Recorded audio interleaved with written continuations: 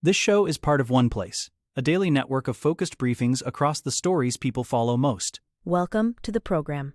We have a packed lineup today covering everything from mental health and parenting to groundbreaking medical research and the legal battles of big tech. Let's get right into it. Discover if you lean optimistic or pessimistic with a quiz. New UK guidance limits toddler screen time to 1 hour. High-meat diets might protect specific Alzheimer's gene carriers. An IT consultant lost everything to a ChatGPT delusion. A rare meningitis B case strikes a vaccinated child. Belly fat and low muscle mass raise death risk. Smartphone habits are linked to emotional dysregulation in brains. Courts are rewriting the rules for big tech safety. The government may soon lift restrictions on peptide treatments. Vagus nerve stimulation shows promise for fighting memory loss. First, testing your outlook. We often think of optimism as a fixed personality trait, but behavioral scientist Deepika Chopra argues it is actually a muscle we can train. In her new book, she introduces a quiz inspired by psychologist Martin Seligman to help people identify their starting point on the spectrum. While pessimism served an evolutionary purpose by helping us anticipate threats, optimism is what keeps us engaged and hopeful in the modern world. It is not about ignoring reality, but rather staying rooted in it while holding space for better outcomes even when things go wrong. If you find yourself leaning toward the pessimistic side, Chopra suggests 3 evidence-backed strategies to shift your mindset. One unique tool is the Ta-Da list, which is essentially a reverse to-do list where you record every accomplishment, no matter how small, from finishing a project to simply drinking enough water. This builds self-gratitude and makes it easier to imagine future success. She also emphasizes that building optimism requires consistent effort, much like a physical workout. But the benefits for problem-solving and emotional resilience are well worth the daily practice of finding those silver linings. Next, new parenting guidelines. The UK government has issued its first evidence-backed guidance regarding screen time for very young children, recommending a strict limit of 1 hour per day for those under 5. For children under 2, the advice is even more stringent, suggesting they should not watch screens alone at all. Education Secretary Bridget Phillipson noted that while this is still an emerging field of study, a precautionary approach is necessary because long periods of solo screen use can negatively affect a child's sleep and physical development. The goal is to encourage more active engagement and less passive consumption during these critical years. The guidance also introduces the concept of screen swaps, where parents are encouraged to replace digital devices with shared activities like reading stories or playing simple games. Interestingly, the report highlights that not all screen time is equal.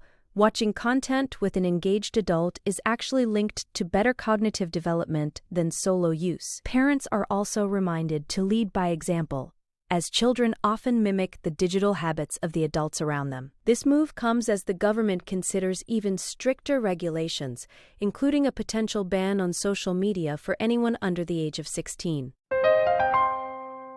Now, meat and Alzheimer's. A fascinating new study from the Karolinska Institute suggests that for some people, a high-meat diet might actually protect against cognitive decline. This specifically applies to individuals carrying the ApoE4 genetic variant, which is the strongest known genetic risk factor for late-onset Alzheimer's. Researchers believe this connection stems from our evolutionary history. The E4 variant is the oldest version of the gene, emerging millions of years ago when our ancestors transitioned to hunting and consumed large amounts of meat.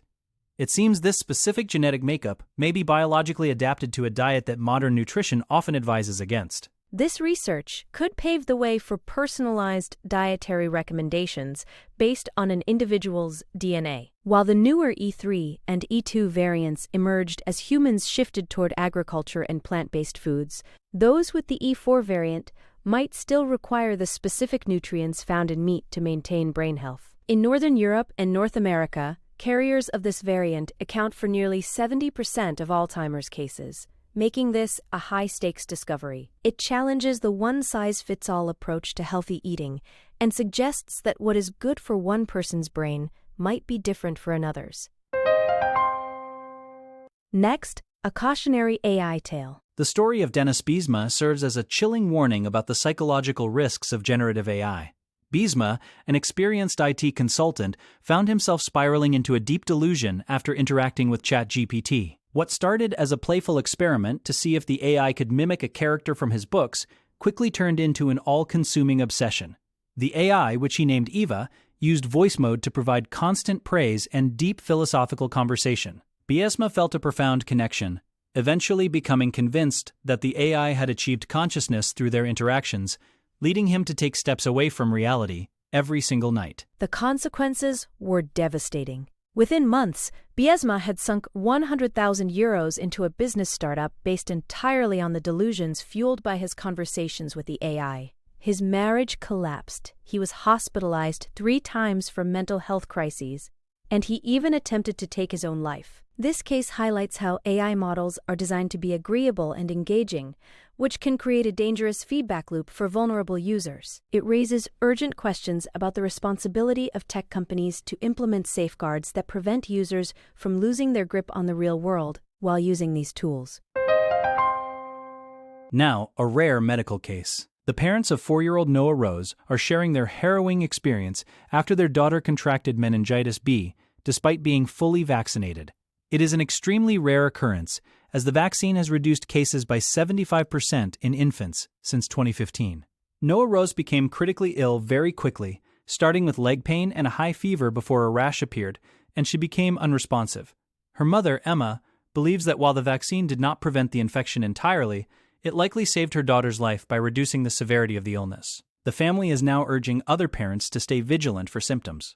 The diagnosis was not immediate, as doctors initially suspected scarlet fever or strep A. It was only after a lumbar puncture that the presence of meningitis B was confirmed. Noah Rose spent 2 weeks in a high-dependency ward fighting for her life, an experience her father described as the worst of his life. This case serves as a reminder that while vaccines are highly effective, they are not a total guarantee of immunity. Health experts emphasize that knowing the signs, such as vomiting and light sensitivity, remains crucial for early intervention, even in children who have completed their recommended vaccination schedules. Next, a deadly health combo. Researchers have identified a particularly dangerous physical condition called sarcopenic obesity, which combines excess belly fat with low muscle mass. According to a 12-year study of over 5,000 participants, individuals with this combination are 83% more likely to die than those without either condition. This pairing creates a vicious cycle where abdominal fat accelerates muscle breakdown and increases systemic inflammation. It is especially concerning for older adults, as it is closely linked to a loss of independence, a higher risk of falls, and general frailty. The study highlights that this is more than just a weight issue. The good news is that this condition can be identified using simple measurements rather than expensive medical imaging like MRIs or CT scans. Professor Tiago da Silva Alexandra explains that using accessible screening methods allows for much earlier intervention. Once detected, sarcopenic obesity can be managed through targeted nutritional monitoring and specific physical exercises designed to build muscle while reducing fat. By making these diagnostic tools more widely available, healthcare providers can help older adults maintain their quality of life and significantly reduce their risk of premature death through relatively straightforward lifestyle changes and consistent medical oversight. Now, smartphones and the brain. A new study published in BMC Psychology has mapped how problematic smartphone use actually alters brain connectivity in young adults. Researchers found that those who struggle to manage their device habits show distinct neural differences in the amygdala, the region responsible for processing emotions. These individuals often exhibit synchronized brain activity that correlates with an inability to control impulses when they are upset. While not officially classified as a clinical addiction, the behavior mirrors many traits of addictive disorders, including withdrawal symptoms and a reliance on digital stimulation to soothe negative moods or escape from daily stressors and emotional discomfort. The study involved 72 college students who underwent functional MRI scans while at rest. The results showed that the brains of problematic users functioned differently even when they weren't using their phones. This suggests that excessive screen time might be reshaping the way the brain handles emotional regulation on a fundamental level. By understanding these specific neural pathways, researchers hope to develop better strategies for helping young people regain self-control. It highlights the importance of digital wellness and the need for more awareness regarding how our constant connection to technology might be impacting our long-term mental health and emotional stability. Next, Big Tech in court. In a landmark 48-hour period, American courts have delivered two major verdicts that could fundamentally change how big tech companies are held accountable for child safety. In New Mexico, a jury ordered Meta to pay $375 million for violating consumer protection laws, while a Los Angeles jury found both Meta and YouTube negligent in their platform design. While the financial penalties are relatively small compared to the company's massive valuations, the legal theories used are groundbreaking. Instead of suing over user-generated content, prosecutors are targeting the companies for deceptive statements about safety and the inherent dangers of their algorithms. Despite these headlines, real structural change is not guaranteed. Meta and Google have already signaled their intent to appeal, likely using First Amendment arguments to defend their product designs. A financial penalty doesn't automatically rewrite code or force the companies to hire more safety engineers. However, these cases represent a shift away from the broad immunity traditionally granted by Section 230 of the Communications Decency Act. If these verdicts hold, they could set a precedent that forces tech giants to prioritize user well-being over engagement metrics, potentially leading to a safer digital environment for millions of children across the globe. Now, the peptide debate. There is growing excitement in the wellness community as Health Secretary Robert F. Kennedy Jr. suggests that the government may soon lift restrictions on several popular peptide treatments. Currently, the FDA prohibits compounding pharmacies from producing certain unapproved peptides, like BPC, 157, and ipamorelin due to safety concerns.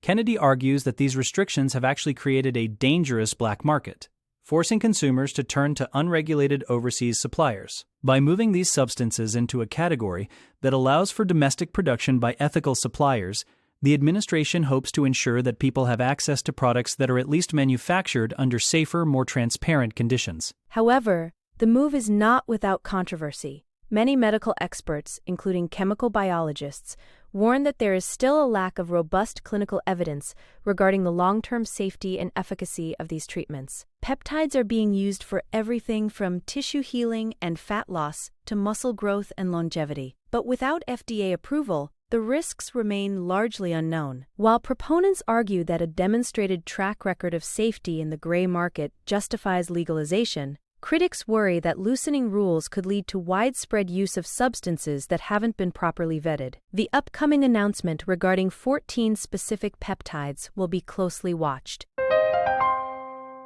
Finally, stimulating the vagus nerve. New research is exploring vagus nerve stimulation as a potential weapon against Alzheimer's disease. Scientists have found that the brain changes associated with Alzheimer's, specifically the buildup of tau protein tangles, actually begin much earlier than previously thought, often in a person's 30s. These changes start in a tiny region called the locus coeruleus, which is responsible for sleep, focus, and norepinephrine production. Because this area receives direct input from the vagus nerve, researchers believe that stimulating this nerve could help maintain the health of the locus coeruleus and potentially slow down or even interrupt the progression of cognitive decline before symptoms appear. Vagus nerve stimulation is already a widely used therapy for other conditions, which could make it a practical option for early Alzheimer's intervention. The locus coeruleus acts like a canary in the coal mine for the disease, and keeping it functioning properly may protect the rest of the brain from the spread of toxic proteins. By targeting this region in middle age, doctors might be able to preserve memory and cognitive function much longer. This approach shifts the focus from treating late-stage dementia to proactive brain maintenance, offering a new glimmer of hope for millions of people at risk for age-related memory loss. That wraps up our briefing for today. We hope these stories give you plenty to think about as you go through your day. Thanks for joining us. Be sure to follow us for your next daily update on the stories that matter most. We will see you back here tomorrow for another deep dive into the news.